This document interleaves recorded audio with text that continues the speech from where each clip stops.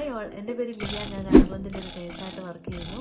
Fitted കപ്പിൽ join ചെയ്യാനുള്ള primary reason എന്ന് പറയുന്നത് എൻ്റെ ലെഗ് പെയിൻ ആയിരുന്നു. സിവിയർ ലെഗ് പെയിൻ കാരണം ഞാൻ ഒരു ഓർത്തോ ഡോക്ടറെ കൺസൾട്ട് ചെയ്തിരുന്നു. അപ്പോൾ ഡോക്ടർ പറഞ്ഞിരുന്നത് ഞാൻ ഓവർ വെയിറ്റ് ആണ്, 10 കിലോ റെഡ്യൂസ് ചെയ്യാൻ എൻ്റെ ലെഗ് പെയിൻ മാറില്ലെന്നാണ്.